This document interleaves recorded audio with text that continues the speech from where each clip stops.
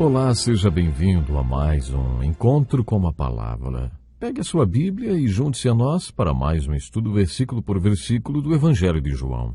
Abra no capítulo 5. Os primeiros 16 versículos deste capítulo descrevem a cura de um homem junto ao tanque de Betesda. Logo depois desta cura, os líderes religiosos iniciaram uma discussão acirrada com Jesus, que fez declarações muito importantes a respeito dele mesmo. A essência de todas essas declarações é que ele é Deus. Jesus reafirmou a sua deidade várias vezes. Uma das maneiras pelas quais ele fez isto foi declarando que ele pode fazer, faz e fará as obras de Deus, seu Pai. E uma das obras do Pai é o julgamento. No capítulo 5, versículo 22, Jesus declarou: "O Pai a ninguém julga, mas confiou todo o julgamento ao Filho, para que todos honrem o Filho como honram o Pai." Muita gente acredita que haverá um julgamento. Quando Salomão escreveu o livro de Eclesiastes, mesmo raciocinando como homem, ele reconheceu que haverá um julgamento. Se não fosse assim, seria muito grande a injustiça deste mundo cruel. Por isso, tem de haver um julgamento.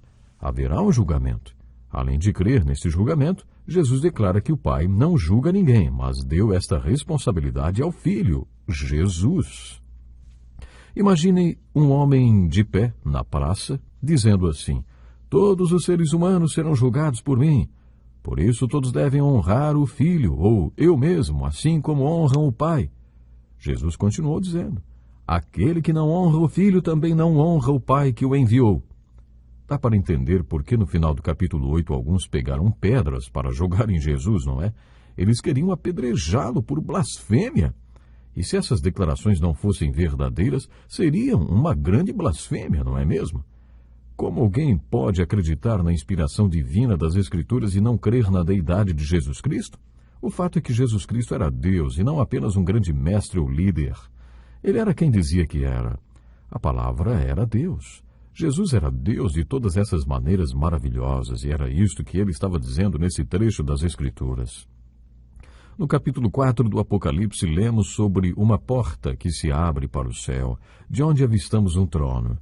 Quando interpretamos toda a cena descrita no capítulo 4 de Apocalipse, observamos que a adoração no céu não é dada ao Pai, mas ao Cordeiro, o centro de toda a adoração ali. Na descrição do Apocalipse, o Cordeiro aparece como se tivesse sido morto por causa do que fez. Ele deu sua vida para redimir todos os povos de todas as tribos e nações, de todas as gerações da face da terra.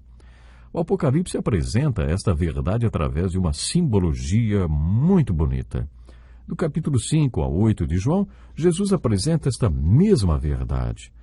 Nos capítulos 4 e 5 do Apocalipse, quando a porta se abre para o céu, mostrando o que acontecerá na eternidade, percebemos que todas as alegações feitas por Jesus no Evangelho de João serão cumpridas literalmente porque são verdadeiras. No versículo 24 de João, capítulo 5, Jesus diz assim: "Eu lhes asseguro, quem ouve a minha palavra e crê naquele que me enviou, tem a vida eterna e não será condenado, mas já passou da morte para a vida." Foi isso que Jesus declarou no capítulo 3, na conversa que teve com Nicodemos. O que Jesus estava dizendo era: se vocês creram no que eu estou dizendo, terão vida eterna e não entrarão em julgamento, terão passado da morte para a vida. Além de fazer essas declarações, Jesus ainda disse: "É melhor vocês crerem no que estou falando, porque se vocês crerem, passam da morte para a vida. Mas se não crerem, então passarão pelo julgamento." Você consegue entender por que dissemos que Jesus nos deixa apenas duas escolhas? Ou ele foi um grande mentiroso, ou ele é Senhor. Ou ele era um lunático, ou é o Senhor. Estuda essas declarações de Jesus com seriedade. Isso aí você também deve fazer. Estude com seriedade, depois tome sua decisão. Ao estudar esses capítulos, faça a você mesmo as seguintes perguntas: o que Jesus falou? O que significa tudo o que ele falou? O que tudo o que ele falou significa para mim? Faça isso. Estude o versículo 24 e você verá que os versículos de João 3, 16 e 18 são constantemente repetidos nas declarações de Jesus nos capítulos 5 a 8 deste Evangelho. Preste atenção agora no versículo 25. "Eu lhes afirmo que está chegando a hora, e já chegou, em que os mortos ouvirão a voz do Filho de Deus, e aqueles que a ouvirem viverão."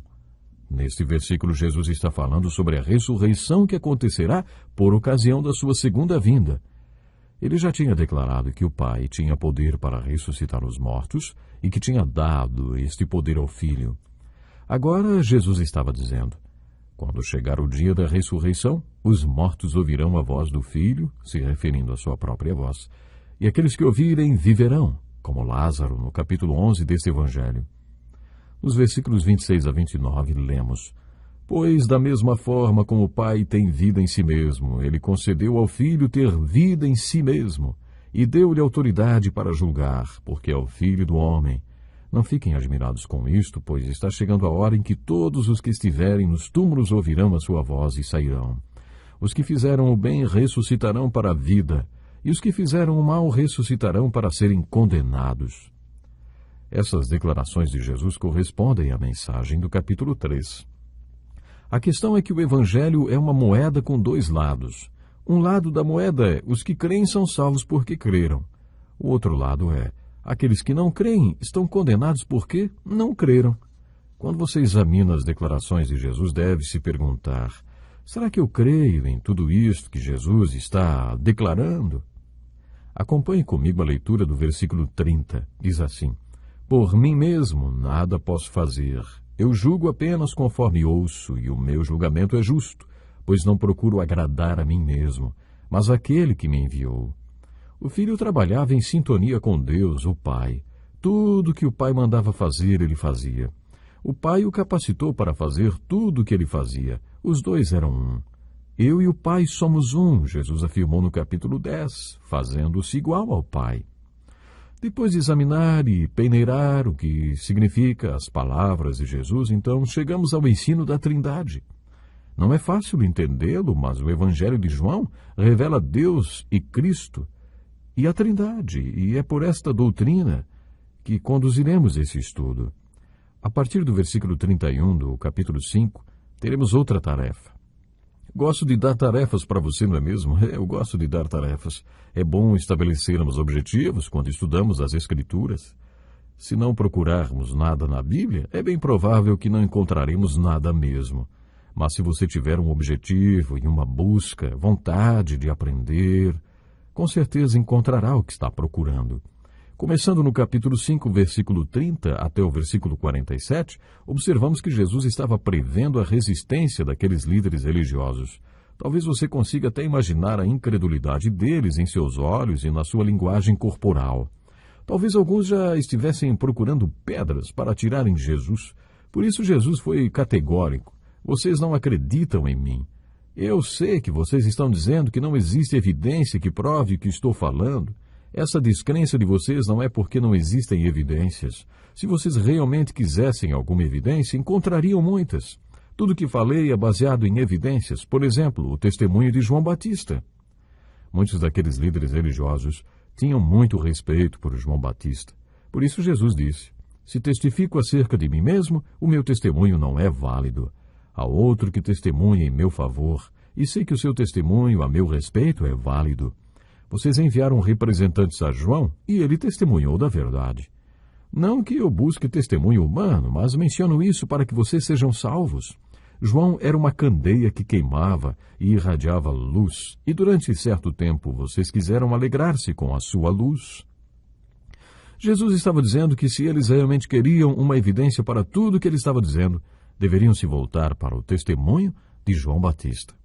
João Batista não poderia ter sido mais claro e enfático ao afirmar que Jesus vinha do céu, do alto. Examine tudo que João Batista pregou e você verá por que Jesus o citou como uma das evidências que deveriam convencer os líderes religiosos sobre as declarações que ele fez a respeito de si mesmo. Jesus continua no versículo 36. Eu tenho um testemunho maior que o de João, a própria obra que o Pai me deu para concluir e que estou realizando, testemunha que o Pai me enviou. Você lembra que eu disse que Jesus tinha uma fixação por fazer a obra que o Pai queria que ele fizesse? Toda vez que ele curava alguém, estava fazendo a obra do Pai. Cada um dos seus milagres foi uma das obras, assim como cada sermão e o ensino dos discípulos. Tudo que Jesus fez era parte da obra que o Pai lhe havia designado. É por isso que, no final do seu ministério, Jesus pôde dizer: eu te glorifiquei na terra, completando a obra que me deste para fazer. Jesus estava dizendo àqueles líderes religiosos que as obras que o Pai lhe havia designado e que ele estava fazendo testemunhavam que o Pai o havia enviado. Depois, nos versículos 37 e 38, Jesus diz: E o Pai que me enviou, ele mesmo testemunhou a meu respeito. Vocês nunca ouviram a sua voz, nem viram a sua forma, nem a sua palavra habita em vocês, pois não creem naquele que enviou. Aqui Jesus estava dizendo que tinha o testemunho do próprio Pai. Jesus estava se referindo ao seu batismo feito por João, quando uma voz do céu disse: Este é o meu Filho amado, em quem me agrado. A seguir, Jesus diz: Vocês estudam cuidadosamente as Escrituras, porque pensam que nelas vocês têm a vida eterna.